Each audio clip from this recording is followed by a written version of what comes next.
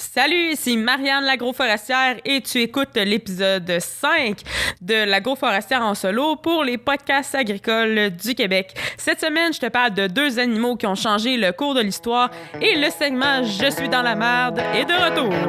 Elle est née en 1900 quelque chose et elle sentait la rose. Elle récolte son foin à l'ombre de gros sapins.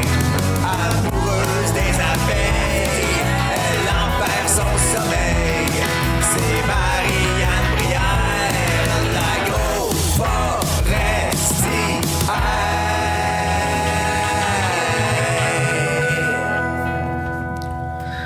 Salut à toi, j'espère que tu vas bien. Au moment où je te parle, en ce moment où j'enregistre le podcast, on vient de changer l'heure, on vient de passer à l'heure normale, puisque l'été, on est à l'heure avancée. Puis, je sais pas pour toi, mais moi, je trouve ça difficile à peu près, on dirait que jusqu'au mois de janvier, là, donc novembre, décembre, au niveau de la luminosité, c'est quand même un effet négatif là, sur mon moral. Je trouve ça plus dur, je trouve ça plus dull, mettons. Puis là, en ce moment, tu te dis, ben c'est quoi le rapport avec l'agriculture? Il y en a pas. Mais tant qu'à te parler de changer d'heure, je suis allée m'informer, en fait, c'était quoi pourquoi est-ce qu'on fait ça? Puis, bon, à la base, là, c'est un physicien américain, Benjamin Franklin, qui a proposé en 1784 de décaler les horaires pour économiser de l'énergie. Puis c'est juste en 1916 pour que l'Allemagne adopte cette pratique. Puis au Canada, on l'a adopté en 1918. Puis après la Deuxième Guerre mondiale, le gouvernement fédéral a imposé l'heure avancée à l'année à la grandeur du Canada. Puis depuis 2006, l'heure avancée d'été est instaurée du deuxième dimanche de mars jusqu'au premier dimanche de novembre. Puis c'était quand même cool de noter que le changement d'heure, c'est maintenant une compétence provinciale. Donc, si on voulait, au Québec, on pourrait cesser ce changement d'heure-là. Puis d'ailleurs, il y a seulement le Saskatchewan c'est la seule province du Canada qui ne change plus l'heure. Puis pourquoi est-ce qu'on faisait ça? À l'origine, l'idée d'avancer à l'heure d'été, ça permettait de synchroniser les heures où on est réveillé puis actif au travail avec les heures d'ensoleillement. Puis ça permettait aussi de réduire la consommation d'énergie en réduisant l'utilisation de l'éclairage le soir. Sauf que maintenant, cette raison-là est quand même désuète parce que l'éclairage, en fait, c'est seulement 5% des coûts en électricité des ménages. C'est maintenant vraiment le chauffage qui prédomine dans ces coûts-là. Puis en plus, on a des ampoules de moins en moins énergivores. Donc là, pourquoi est-ce qu'on continue de changer l'heure? En fait, en plus, à peine 20% de la population mondiale change l'heure pendant l'année, puis surtout, sachant que les avantages énergétiques maintenant sont très limités, on peut se le demander, là, pourquoi est-ce qu'on change encore l'heure 2 fois par année? Pourquoi est-ce qu'on s'inflige ça? Là, en ce moment, la principale raison, c'est de nous synchroniser avec les États-Unis, qui est notre principal partenaire économique. Puis, il y a aussi la tradition qui remonte à plus d'une centaine d'années. Donc, on s'entend. Quand les États-Unis éternuent, le Canada se mouche. Donc, en fait, c'est pour se synchroniser nos marchés économiques qu'on s'inflige encore ce changement d'heure-là. Mais étonnamment, pour la Saskatchewan, eux, ils se sont dit non, on arrête ça, c'est totalement inutile. Donc, il y a quand même un avantage d'être synchronisé avec la bourse de New York. Là. Je pense qu'au Québec, c'est ça la principale raison là, pour les marchés économiques. Donc, bref, c'était ma parenthèse, mon intermède, si vous voulez, pas du tout agricole, mais des fois, juste savoir des petits trucs pour notre culture générale, c'est toujours intéressant. Moi, je suis une grande fan de jeux télévisés, de connaissances générales. Donc, bref, j'aime toujours en apprendre plus, puis ça me tentait de vous le partager. Donc maintenant, on passe au segment suivant. Je suis dans la marde. Je suis dans la grosse marde. Oups. Alors, j'ai Héloïse Fabry qui m'a envoyé une histoire de bad luck, tout ça. D'ailleurs, n'hésitez jamais là, à me contacter, soit via Instagram, via la page Facebook des podcasts agricoles du Québec, via ma page l'agroforestière tout simplement. Sur n'importe quelle plateforme, vous pouvez me joindre en tout temps. Vous tapez l'agroforestière, LAGROFORESTIERE Stiere.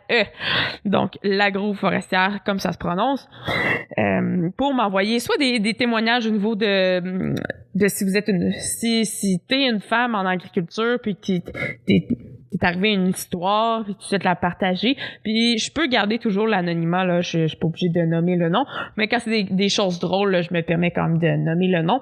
Donc, Héloïse m'a envoyé ceci, que je vais vous lire, qu'est-ce qui est arrivé. Alors, à un moment donné, Héloïse a invité une de ses amies de l'université qui était en agronomie, mais qui n'avait pas beaucoup d'expérience avec les animaux, pour faire le train, pour l'aider en fait à faire le train sur la ferme familiale.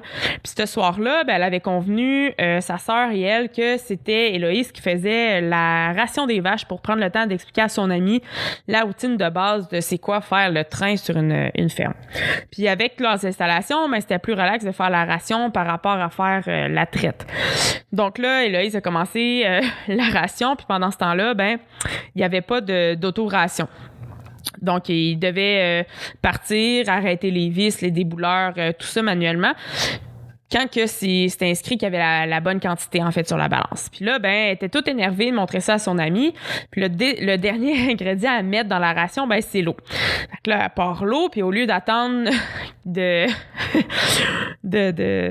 au lieu d'attendre, en fait, que l'eau finisse de se remplir dans la ration, elle part ça, puis elle s'en va voir la fin de la traite, donc elle s'en va voir sa sœur. Puis, évidemment, palpage, jase, c'était le temps de donner la ration aux vaches. Puis là, elle se rend compte qu'elle avait oublié d'éteindre l'eau. Fait qu'on s'entend dessus que ça a dû faire un beau dégât. Donc, il y avait de l'eau même dans la cour jusque dehors, puis tout. Puis en tout cas, son amie, puis elle se pouvait plus d'en rire. Puis finalement, ils ont soigné les vaches à brouette parce que c'était trop trempe partout. Donc, son message, en fait, c'est qu'en agriculture, c'est super important d'avoir de l'autodérision puis des dégâts d'eau. Sincèrement, moi, je fais de l'apiculture, tout ça, puis des fois, je pars parce que j'ai comme accès à de l'eau dans mon sol. Bref, je l'utilise comme mielerie, puis le nombre de fois de changer des drains parce que ça serait... J'aurais des beaux dégâts à ramasser assez souvent, j'oublie, mais bon, ça fait partie de la game. On fait du mieux qu'on peut, puis des fois, il y a des choses qui nous popent en tête, donc puis on va faire d'autres choses, puis on a oublié qu'on a parti l'eau. Bref, tout ça pour dire que effectivement en agriculture, c'est important de savoir rire de soi, puis sinon c'est plus léger, puis si on se prend au sérieux, à un moment donné, on perd plaisir à notre travail. Donc, tout ça pour dire que, je vous le répète, n'hésitez pas à m'envoyer de vos histoires, vos petits trucs, là. On n'a pas besoin de se rouler par terre. C'est juste, moi, je trouve ça le fun de savoir qu'on n'est pas tout seul à ce qui nous arrive des bad luck. Puis que ça arrive à tout le monde, en fait. Même si on a l'impression que tout le monde, ça va super bien sur leurs entreprises, puis que s'il arrive jamais rien, puis le tracteur brise jamais au mauvais moment, puis etc. C'est sûr, ça arrive à tout le monde, puis je trouve ça intéressant de partager ça. Donc là, ce que je voulais te parler aujourd'hui, c'est 2 animaux qui ont changé le cours de l'histoire. J'ai pêché ça où, ce sujet-là? Tout simplement, dans le fond, je suis une grande passionnée de lecture. Là. J'ai des livres, j'en ai même trop des livres dans ma bibliothèque. Puis à un moment donné, moi, quand je suis plus triste, je suis down, au lieu d'aller me chercher du McDo, je vais me chercher des livres. Puis je suis tombée sur un livre super intéressant qui s'appelle 50 animaux qui ont changé le cours de l'histoire. Puis là, je trouvais ça super intéressant, puis je voulais vous partager... des fois, je mélange le vous puis le tu. Là. T'as sûrement remarqué, je préfère le tu parce que moi, j'aime ça quand on s'adresse à moi au tu. Le vous, c'est comme trop général, mais des fois, le vous m'échappe. Donc, c'est pour ça que des fois, coudon, elle dit vous, elle dit tu. C'est ça qui est ça. Donc, ce que je dis, c'est que je voulais vous partager pas 2 parcours, mais en tout cas deux animaux, en fait, qui ont changé le cours de l'humanité. C'est la chèvre et le porc. Puis, dans le fond, j'ai choisi la chèvre et le porc parce que c'est mes 2 animaux de la ferme, mis à part les abeilles, bien sûr. C'est les 2 animaux avec lesquels j'ai préféré travailler, que j'ai vraiment adoré. Puis, je trouvais que ça faisait différent de la vache. On parle quand même souvent de la production laitière. Je vais probablement y revenir dans un épisode subséquent, mais je trouvais ça intéressant de parler de ces 2 animaux-là, entre guillemets, un petit peu moins connus, surtout la chèvre. Donc, une petite gorgée d'eau. Donc, ça vient d'où ça, la chèvre? Donc, je vais regarder mes notes pour pas vous dire n'importe quoi. Il y a supposition que la chèvre a été la première espèce ruminante à être domestiquée par les fermiers et les éleveurs. Ce qui est intéressant de la chèvre, c'est qu'elle est capable de survivre en mangeant des maigres rations dans des environnements difficiles. Puis c'est un des animaux très généralistes qui va fournir à l'homme à la fois de la nourriture puis à la fois de quoi se vêtir. Puis pourquoi on dit des maigres rations? J'ai vu dans un reportage à un moment donné qu'en Afrique, des fois, ils ont tellement rien à donner à leurs animaux que les chèvres mangeaient du carton. Puis les chèvres produisaient quand même du lait. C'est assez impressionnant là, qu'à partir du carton, ces animaux-là réussissent à quand même faire du lait. Là. Moi, ça m'impressionne. Puis, dans le fond, la chèvre a été domestiquée il y a environ 10 000 ans en Anatolie, qui est à l'est de la Turquie. Puis on l'élevait pour sa viande, son lait, son cuir, sa laine. Puis elle a joué vraiment un rôle important dans la civilisation humaine au niveau du régime alimentaire de l'homme, puis est aujourd'hui plus un créneau restreint face à l'industrie agroalimentaire dans les pays développés. On bout de la chèvre. Puis, moi, en fait, j'ai travaillé dans justement une entreprise de chèvre laitière dans le cadre d'un de mes stages. Puis, le propriétaire m'avait donné de la chèvre à goûter. Puis, en fait, la chèvre, c'est quand même une viande sèche. Mais une fois dans le croque-pot, tu mets ça 5 heures de temps. Il n'y a rien qui résiste au croque-pot. Ça rend tout tendre. C'était super bon. C'était goûteux. Puis, pour ceux, en fait, qui aiment moins peut-être l'agneau ou le mouton, ça a un goût vraiment moins fort. Puis c'est une viande maigre. Donc, c'est super intéressant à intégrer à son alimentation, selon moi. Puis, c'est ça, elle donne de la viande, mais pas en énorme quantité, on s'entend, comme le porc ou le bœuf. Puis de la laine, sa qualité, elle peut quand même être excellente, mais elle sera jamais égale à celle du mouton. Puis c'est surtout la chèvre angora là, dont on se sert de la laine pour faire des vêtements. Puis du lait, elle donne du lait, mais jamais autant que la vache, on s'entend. Puis dans le fond, au Proche-Orient, en Inde, dans les Antilles, où le bœuf puis le porc sont moins disponibles, puis qu'on les mange pas nécessairement pour des raisons religieuses, ben la chèvre, c'est encore une source importante de viande. Puis il y a des chèvres qui ont des longues robes avec de la fourrure, puis les femelles, comme les mâles, ont la barbiche puis les cornes pointues. Fait que si jamais vous voyez des chèvres, vous dites une barbiche, c'est un mâle. Non, ils ont toutes des barbiches, ils peuvent tous avoir des cornes, sont écornés à un jeune âge, souvent en élevage pour... comme les veaux, en fait, de la même façon, pour éviter que les chèvres se blessent entre elles et tout ça. C'est quand même des animaux maladroits. Ils sautent dessus, ça court partout. Donc, c'est pour leur sécurité, puis la sécurité aussi des éleveurs. Puis, ben comme les autres ruminants, je sais pas si vous saviez, mais ils n'ont pas d'incisives, ils n'ont pas de canines. Ils ont, comme les vaches, là, on appelle ça un bourrelet dentaire qui permet d'attraper là, la nourriture. Évidemment avec les incisives du bas, puis les lèvres, puis la langue. Puis, ben les chèvres adultes, ils ont 4 compartiments d'estomac, comme les vaches, pour digérer les plantes riches en cellulose, puis les transformer en protéines puis en graisse. Tout comme la vache, ben le rumen, c'est le compartiment le plus volumineux, puis il peut contenir 3 à 11, voire jusqu'à 22 litres de fibres. Puis, dans le fond, c'est vraiment la même... Le rumen a vraiment la même fonction qu'avec pour les vaches. Là. Il y a des micro-organismes qui vont s'occuper de briser la cellulose, qui vont faire des molécules d'acide gras qui vont traverser la paroi du rumen.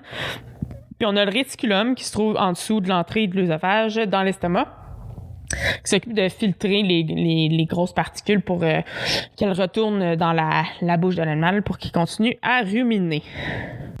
Après le rumen, ben on a l'omasum qui est comme plein de feuillets, de couches de tissu. Ils vont s'occuper de pulvériser et d'assécher la nourriture. Puis à la fin, ben on a l'abomasum qui est en fait ce qui ressemble le plus à l'estomac humain, qui il va sécréter des acides, des enzymes digestifs qui vont finir par broyer les aliments avant qu'ils pénètrent le conduit intestinal.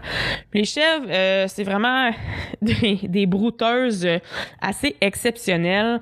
Où est-ce que j'étais justement en stage, on les envoyait au pâturage, puis il y avait des arbres dans le pâturage.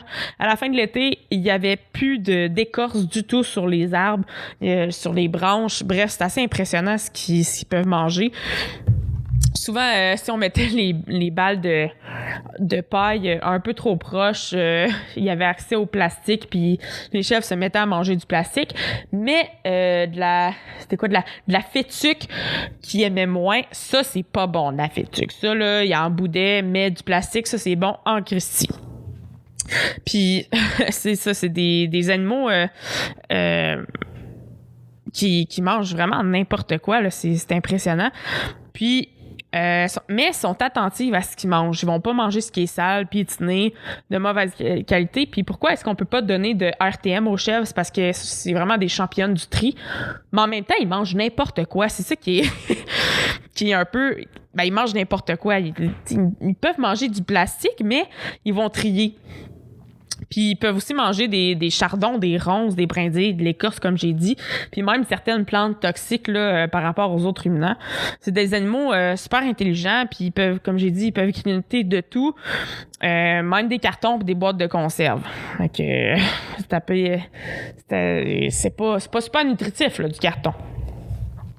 C'est des bonnes grimpeuses, sont capables de défoncer des barrières, sauter par-dessus,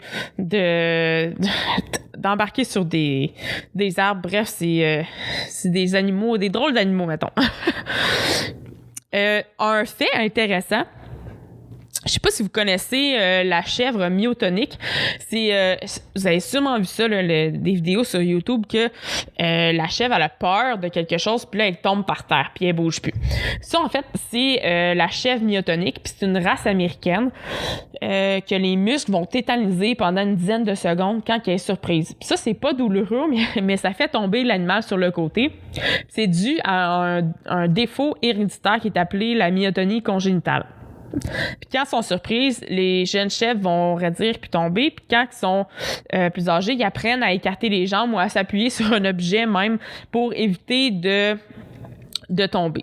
Puis, dans le fond, la chèvre, elle s'évanouit pas. C'est vraiment ses muscles qui se paralysent pendant quelques secondes.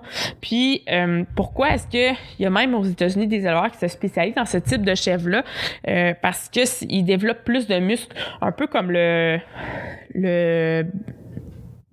c'est-tu le bleu-blanc belge? J'ai un blanc de mémoire. Ça, le bleu-blanc belge ou le blanc-bleu belge, en tout cas, la vache là avec comme des muscles doubles, ben c'est pas aussi impressionnant que ça, mais ces chèvres-là font plus de muscles, donc il y a certains éleveurs qui préfèrent continuer d'élever ces chèvres-là, donc ils continuent en fait de propager un défaut génétique. Puis d'autres races de chèvres un peu plus spéciales, en guillemets, ben il y a la chèvre cachemire qu'on utilise pour faire évidemment du cachemire, qui est une fibre naturelle des plus chères sur le marché, qui est récoltée une fois par an à peu près seulement 200 grammes par chèvre environ. Puis il y a la chèvre Angora, qui est une autre variété qui est élevée pour son poil long, frisé puis lustré. Puis la chèvre Angora, en fait, c'est pour les fibres de mohair. Puis les boucs de mohair, ils vont pousser toute l'année, puis ils peuvent atteindre jusqu'à 10 cm. Cette chèvre-là, elle est tondue 2 fois par an, puis elle fournit à peu près une moyenne de 4,5 kg de laine. Donc, on s'entend pour le cachemire, on comprend que c'est ça, c'est 200 grammes, puis c'est très cher. Donc, ça doit avoir... c'est comme la cocaïne, plus c'est cher au gramme. Puis, dans la mythologie, ben la chèvre est quand même présente. Mettons, dans la mythologie grecque et romaine, ben les satyres cornus habitaient les forêts, puis le dieu Pan, il y a un buste d'homme avec des pattes puis des cornes de bouc. Puis ces hybrides-là, ils vivaient hors des règles de conduite de la civilisation, puis ils se promenaient à leur gré selon leur passion sexuelle avec les nymphes et les femmes qui passaient à leur portée. Donc, Puis la chèvre, elle figure aussi dans la mythologie scandinave en tant que symbole d'abondance, puis elle est associée au Noël païen. Pour ce qui est du judaïsme, ben, considéré comme un animal propre qui, au temps biblique, ben, a été offert en sacrifice comme le mouton. Puis à la fête juive de Yom Kippour, ben, les prêtres choisissaient deux chefs, dont l'un était sacrifié tandis que l'autre était le bouc émissaire qui était relâché dans la nature. Et selon la religion, il était porteur des péchés de la communauté. La chèvre fait aussi partie du zodiaque chinois, ainsi que de l'astrologie occidentale. Puis elle se trouve en fait sous les traits du 10e signe, le Capricorne. Puis avec en fait l'avènement du christianisme et son instauration en tant que religion officielle dans l'Empire romain au 4e siècle après Jesus Christ, ben la plupart des anciens dieux païens ont été transformés en démons. Parce qu'on voit souvent justement le diable dessiné avec des cornes de chèvre. Là. Si vous connaissez c'est le pentacle, mon Dieu, j'ai des blancs de mémoire aujourd'hui. La genre d'étoile, là, en tout cas, ça va me revenir, là, qu'on voit toujours là, dans les films où est-ce qu'il y a de la sorcellerie puis tout ça. C'est-tu le pentacle? Le on va... Pentacle. C'est ça, le pentacle inversé. Hey là, mes sciences occultes sont loin. Excusez-moi, il a fallu que je fasse mes recherches, c'est-à-dire googler. Puis, c'est ça. Tout ça pour dire que tout ça pour dire que Satan, ben finalement, souvent représenté avec des sabots, des cornes puis une barbiche. Puis dans les rituels sataniques, ben il est censé apparaître sous les traits d'un bouc noir. Donc, la chèvre, l'animal du démon. La chèvre aussi, c'est un des animaux les plus anciens associés à l'humanité, mais contrairement à d'autres espèces domestiques, elle s'est arrangée pour conserver quand même son indépendance. Un petit peu comme le chat, elle est prompte à retourner à l'état sauvage. Lorsque les Européens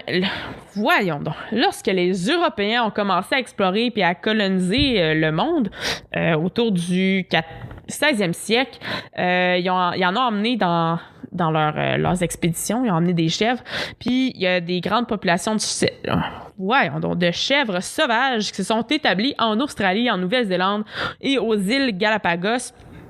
Puis en fait, ces populations de chèvres-là qui ont été, entre guillemets, droppées là, ben, ils ont causé des dommages environnementaux parce qu'ils se sont mis carrément à tout manger. Un peu comme les chevreuils, là, en ce moment, aux îles d'Anticosti, sont en train de tellement tout manger que, au niveau ils détruisent leur propre environnement, là, à cause que la population est trop concentrée. Bref. Fin de la parenthèse de chevreuil.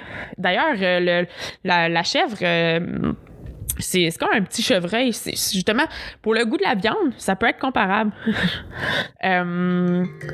Alors, ça fait le tour du topo concernant la chèvre. Pour ce qui est du porc maintenant, ben le porc, ça a été le 3e grand mammifère élevé pour sa viande qu'on a domestiquée. Son ancêtre, le sanglier, c'était une des espèces les plus répandues de l'Antiquité. Puis on a essayé de domestiquer cet animal-là au courant de l'histoire. On s'est essayé à 7 reprises minimum, selon les informations qu'on a. Dans le monde moderne, il y a 3 animaux qui ont été soumis à des méthodes d'élevage plus intensives. Donc le bœuf, le poulet, le porc. Puis ça a eu pour conséquence, en fait, que l'humain a beaucoup manipulé ces animaux-là, en fait, pour obtenir des caractéristiques intéressantes pour l'élevage en faisant de la sélection génétique. Donc, pour avoir des gains de poids plus importants, avoir certaines pièces de viande qui croient plus rapidement. Donc, on a vraiment transformé les animaux. Puis le porc, d'ailleurs, il est consommé en grande quantité dans le monde, puis vraiment sous toutes sortes de formes de viande fraîche ou transformée. Les fameuses saucisses, le boudin, le bacon. D'ailleurs, j'ai appris que le bacon, c'était une des sections dorsales du porc. Ce que je savais pas. Puis, c'est le seul parmi les animaux à viande qui a une interdiction totale par 2 des religions les plus importantes du monde, soit le judaïsme et l'islam. Puis, il y a beaucoup de races modernes de cochons qui Puis ils vont descendre tout du sanglier, qui était autrefois une des espèces les plus courantes, dont son habitat naturel s'étendait sur l'Europe, l'Afrique du Nord, le Proche et le Moyen-Orient, ainsi que la... Pardon. Voyons, je me suis étouffée avec ma salive, ainsi que l'Asie du Sud et l'Asie de l'Est. Puis, contrairement au cheval, au bœuf puis au mouton, dont la domestication est intervenue 1 ou 2 fois pour ensuite se disséminer dans toute la population humaine, les archéologues ils pensent que le sanglier a été domestiqué indépendamment en 7 occasions dans différents endroits de tout son territoire étendu, en fait, que je viens de vous nommer. Le sanglier, c'est un animal compact avec une grosse tête, des petites pattes qui est recouvert de poils rêches, puis avec toutes sortes de couleurs. D'ailleurs, les poils, je crois... écoutez, la référence historique, la période, je m'en souviens pas, mais... c'est avec des poils de cochon que les premières brosses à dents ont été inventées.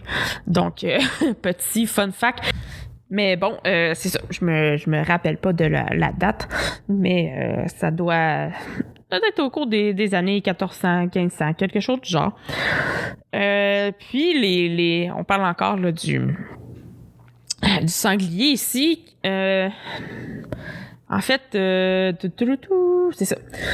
Les mâles, c'est les mâles qui vont avoir des canines qui vont pousser là, environ 6 cm qu'ils vont utiliser pour se battre. Les femelles n'ont pas de canines protubérantes. Puis les mâles sont solitaires, tandis que les laits, L-A-I-E-S, la femelle sanglier, puis leur marcassin, ils vivent en troupeaux. Puis les sangliers sont omnivores, puis ils mangent autant des végétaux que de la matière animale vivante ou de la charogne. Puis depuis la préhistoire, l'homme chasse le sanglier pour sa viande. Et l'importance qu'a cet animal-là a été mise en lumière par ses apparitions dans les mythes puis les légendes de nombreuses cultures de la Scandinavie à la Chine.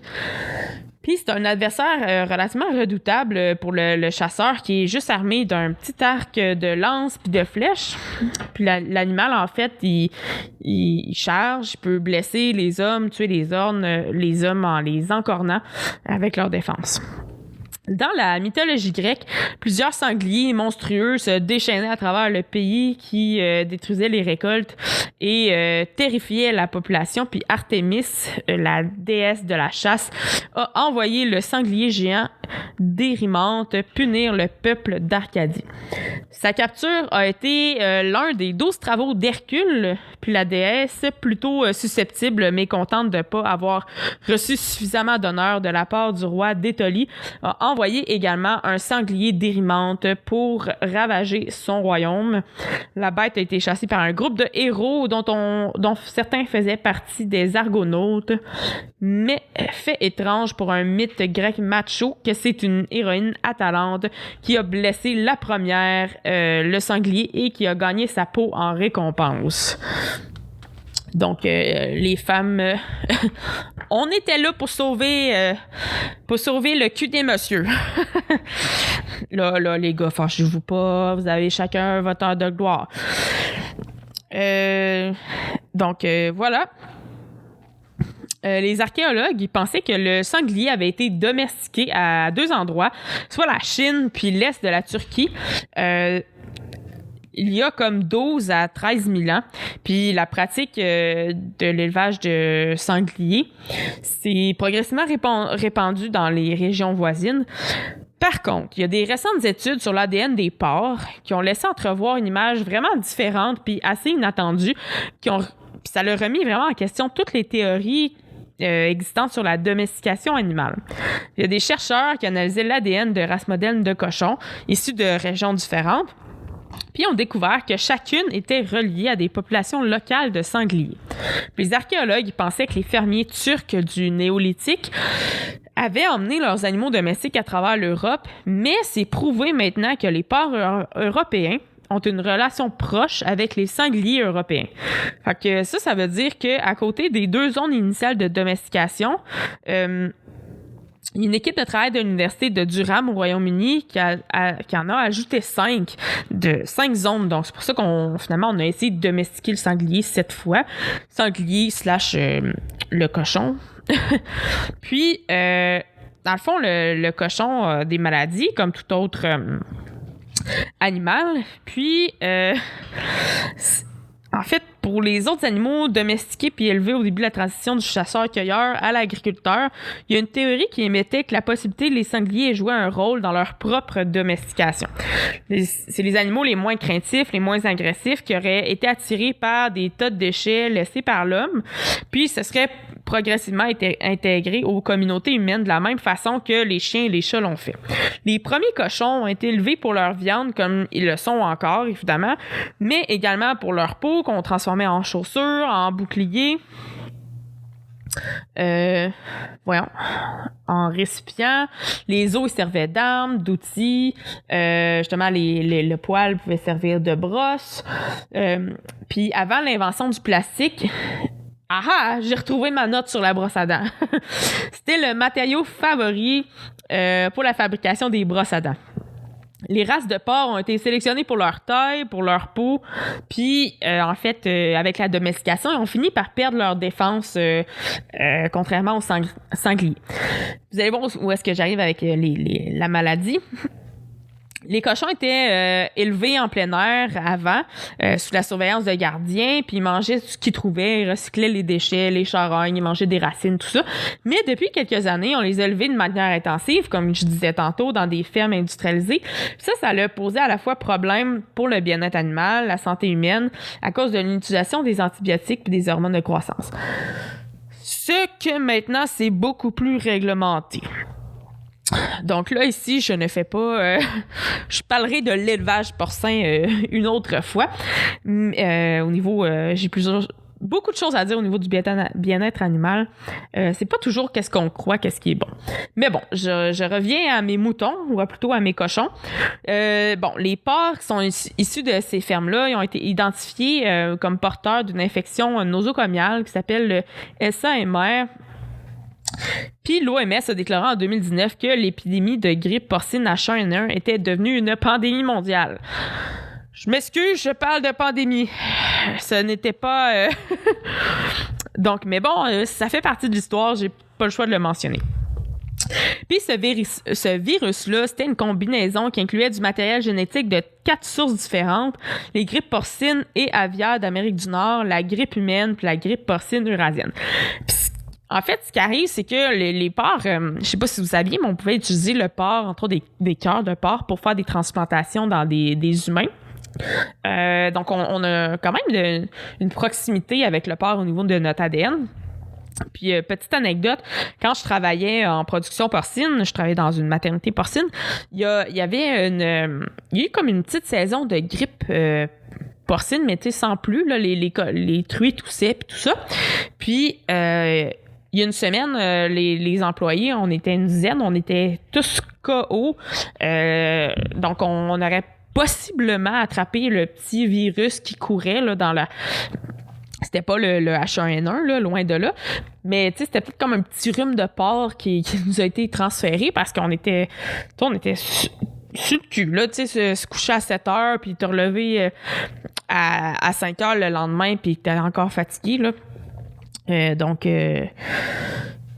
voilà, c'est la proximité avec cet animal-là comporte quand même des risques.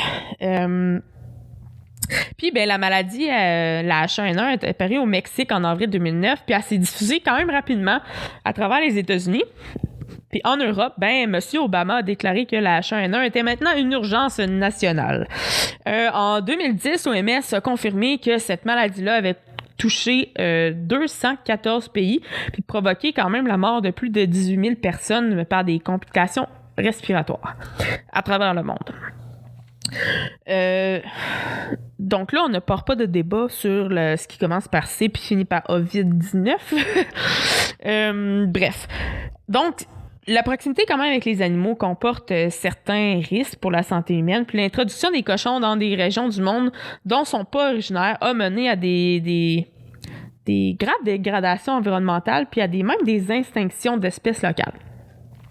Sur le continent américain, en Australie, en Nouvelle-Zélande, puis dans plusieurs archipels, dont Hawaï, il y a des populations qui se sont établies rapidement puis qui sont retournées à l'état sauvage, qui sont aujourd'hui répertoriées comme l'une des 100 espèces les plus invasives. Donc, on a un petit problème de ce côté-là aussi.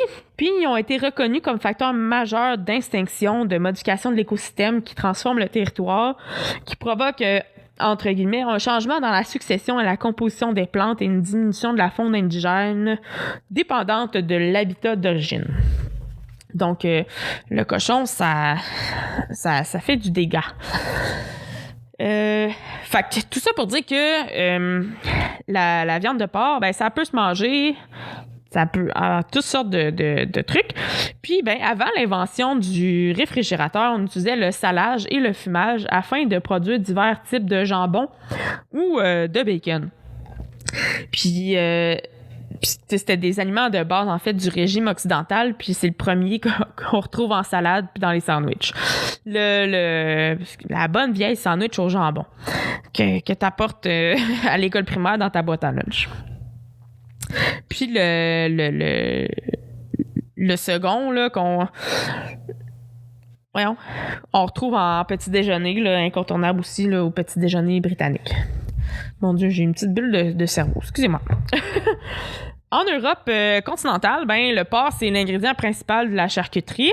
On le transforme de toutes sortes de façons. Puis le monde anglo-saxon est un petit peu moins aventureux au niveau nourriture parce que les Européens, c'est des pâtés, des rillettes, des galantines, des terrines, des confits, des salami, des chorizo.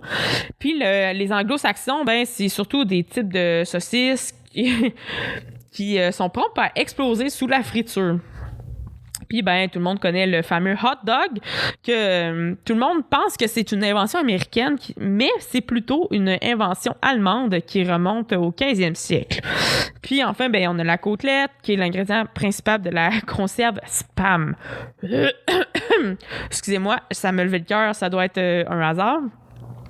Puis il a quand même connu son heure de gloire, le Spam, pendant la guerre, puis il a été immortalisé par des sketchs là, c'est quoi son nom?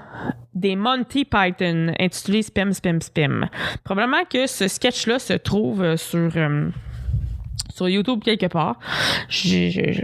Si vous le trouvez, là, vous m'en donnerez des nouvelles. Puis dans le fond, malgré sa popularité et son importance dans les traditions culinaires du monde, ben, comme je l'ai dit, le judaïsme et l'islam rejettent le porc. Puis, en fait, pourquoi? C'est que selon la loi de Moïse, la seule viande que l'on peut manger doit provenir d'un animal considéré comme cachère. Pour être acceptable, il doit avoir le sabot fendu et ruminé. Si les moutons, les vaches, les chèvres sont cachères, les dromadaires et les chevaux ne le sont pas. Donc, le cochon a bien les sabots fendus, mais il n'est pas un ruminant. Donc, en fait, il est monogastrique, qu'on appelle, il y a un seul compartiment stomacal. Puis aussi l'interdiction juive qui a été adoptée par certaines églises chrétiennes, puis en particulier dans la tradition orthodoxe de la chrétienté orientale et par l'islam. Dans le fond, le Coran affirme sans équivoque, je vous lis ça, je te lis ça, je sais pas encore si je vous dis vous ou tu, je vais décider un jour, là. Il vous est seulement interdit la chair d'une bête morte, le sang, la viande de porc, et sur ce quoi on a invoqué un autre que Dieu. Il n'y a pas de péché sur celui qui est contraint, sans toutefois abuser ni transgresser, car Dieu est pardonneur et miséricordieux. Je sais pas pour toi, là, mais moi, ça veut rien dire. Ça veut vraiment rien dire, là. On peut faire une interprétation de n'importe quel texte religieux. D'après moi, il y a autant d'interprétations qu'il y a de personnes sur la planète Terre, mais bon, ça reste un autre débat. Un truc qui est super intéressant pour les cochons, c'est qu'il est possible de les entraîner pour trouver des truffes. La truffe, en fait, c'est un champignon rare qui pousse sous le sol, puis il est super recherché en cuisine fine, fait qu'on s'entend qu'il vaut cher. On l'utilise dans des plats de pâtes, de la salade ou pour accompagner la viande. Puis en Europe, surtout, ben, les cochons sont entraînés à déterrer les truffes dans les sous-bois parce qu'ils ont un sens de l'odorat super développé. Puis c'est des bons fouisseurs avec leur nez, là. Ils tassent les racines et tout. Puis Souvent, même, les truffes peuvent être jusqu'à une profondeur d'1 mètre. Puis les cochons les trouvent. Puis, en fait, ce qui est suggéré, c'est que il y a une théorie qui dit que les cochons sont attirés par ce champignon-là parce que son odeur est semblable à celle de leurs propres hormones sexuelles. Faudra leur demander, ça, j'en ai aucune idée si c'est vrai ou non. Puis les historiens, en fait, je reviens au fait que les religions, là, ils ont une aversion pour le porc, après que je vous ai lu le texte du Coran. Ils ont quelques théories. La première explique que le cochon ne convient pas écologiquement aux conditions de vie du Proche-Orient parce qu'il serait en concurrence avec l'homme pour sa nourriture puis sa boisson. La deuxième théorie indique que les habitants de la région ne mangeraient naturellement pas de porc puis que la prohibition de manger du porc, c'est juste une codification religieuse d'une condition existante. La troisième théorie, plus spécifique pour le judaïsme, excusez-moi, pardon. J'ai de la misère avec ma prononciation. Il va falloir que je fasse des petits exercices.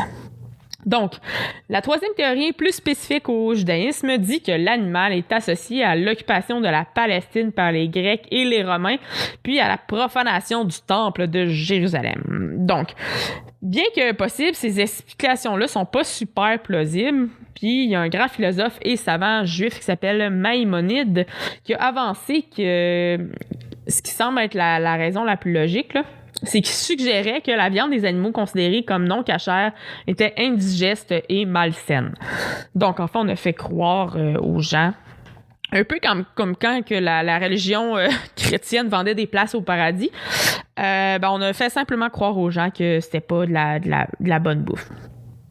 Donc, bien qu'il puisse concevoir que la viande de porc n'avait pas mauvais goût, il a affirmé que ces animaux-là qui mangeaient de la charogne, des déchets humains, sont forcément sales, donc leur intérieur est contaminé. Donc, les humains sont au-dessus de ça. Maïmonide, qui est le philosophe dont je parle depuis tantôt, avait probablement raison sur le fait que la viande de porc était dangereuse pour la santé, puisqu'en plus des problèmes déjà évoqués, elle transporte un nombre impressionnant d'agents pathogènes et de parasites. Là, ici, on est en 1135 et en 1200, jusqu'en 1204, ce monsieur-là. Donc, on s'entend que c'est plus le cas, là. On mange pas plein de chenoutes quand même, là. La filière porcine au Québec fait ses devoirs. Donc, je ne veux pas de poursuite. Ceci est des faits historiques. Je répète, ceci est des faits historiques. Parce c'est ça, je ne voudrais pas froisser personne ici. Hashtag Génération Snowflake. Bon. C'était ma petite ligne éditoriale. Tout ça pour dire que, en fait, les micro-organismes se retrouvent dans la viande crue ou insuffisamment cuite. On se fait pas de tartare de poulet, tout le monde. On se fait pas de tartare de porc. Même du tartare de bœuf, je trouve que faut être safe. Parce que oui, vous allez peut-être rire en entendant parler de tartare de poulet, mais j'ai une amie qui est infirmière et qui a déjà reçu des gens qui avaient une intoxication alimentaire puisqu'ils s'étaient fait du tartare de poulet.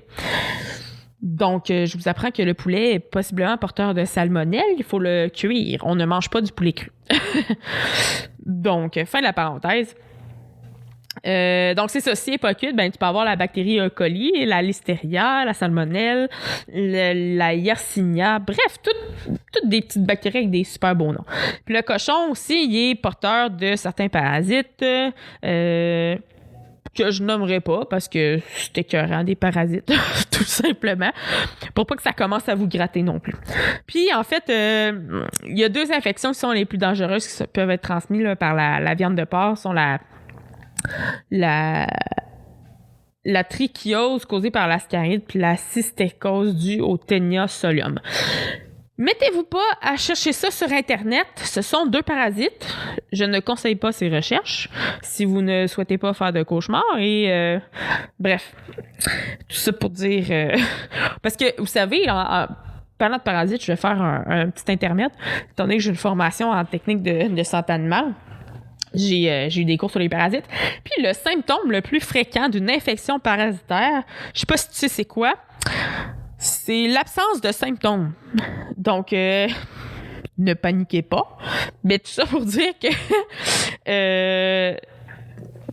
on a peut-être des petits amis à l'intérieur de nous, puis on n'est pas au courant. Parce qu'en fait, il faut quand même une grosse charge parasitaire chez un organisme vivant pour qu'il commence à avoir des symptômes. Donc, voilà, petit intermède, encore une fois. Allez pas googler ça. Dans le fond, on a, comme je disais tantôt, là, la filière porcine fait ses devoirs. On a introduit des règles d'hygiène strictes puis contrôlées pour ces maladies-là pour éviter qu'ils se développent dans les pays occidentaux, mais sont relativement courantes en Chine, en Asie du Sud-Est, en Inde, en Afrique subsaharienne, puis en Amérique latine. Donc, on a quand même des précautions à avoir quand on décide de consommer du porc.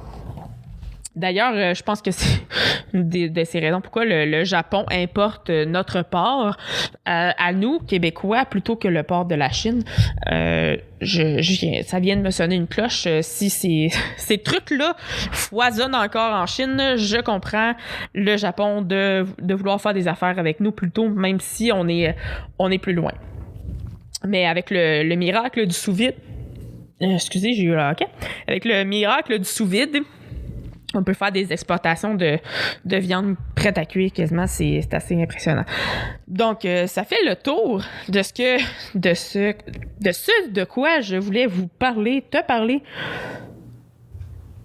Mais le vous puis le tu, j'ai pas décidé encore. J'aime mieux le tu, mais je vais y arriver. Je vais arriver à faire un podcast uniforme pour l'épisode 6. En tout cas, on va essayer d'y arriver. Donc, c'est tout ce que j'avais à te partager aujourd'hui. J'espère que tu as aimé l'épisode, que tu as appris 2-3 trucs. Je vais faire ce genre d'épisode-là probablement aussi sur les plantes, parce que je trouve ça super intéressant, là, juste des faits historiques et tout ça. Moi, je suis une passionnée d'histoire, j'ai toujours adoré l'histoire, puis mélanger un peu l'histoire avec l'agriculture, ben j'aime bien ça. On n'est pas allé en profondeur, on n'a pas tout couvert, évidemment, là. Mais...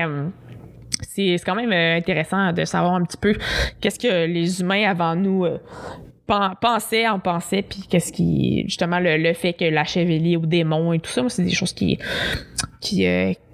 c'est ça, que j'aime apprendre, sur ce quoi j'aime lire, puis ben, tant qu'à le faire, tant qu'à apprendre, ben, je suis aussi bien de le partager, c'est toujours bien intéressant. Donc, sur ce, je te souhaite un bon 2 prochaines semaines. Pour ma part, j'entre dans... c'est déjà presque la fin de la session. Il nous reste à peine 5 semaines. Donc, j'approche de la fin de mon baccalauréat. Et après cette session-ci, il me reste que 2 cours du bac, en fait, puis un cours d'entrepreneuriat. Donc, ça devrait bien aller. On fait ce qu'on peut avec ce qu'on a. Mais je vais être fidèle au poste là, dans 2 semaines. Soit plus précisément, le prochain épisode va sortir le 24 novembre. Donc, sur ce, je te souhaite un bon 2 semaines, comme j'ai dit. Prends soin de toi.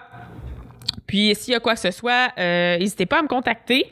Les informations de contact, comme d'habitude, vont être dans les notes les show notes, comme on dit en anglais, du podcast. Donc, voilà, sur ce, je te souhaite une bonne journée, un bon midi, une bonne après-midi, une bonne soirée. Bref, peu importe le moment de la journée, je te souhaite de passer du bon temps. Salut!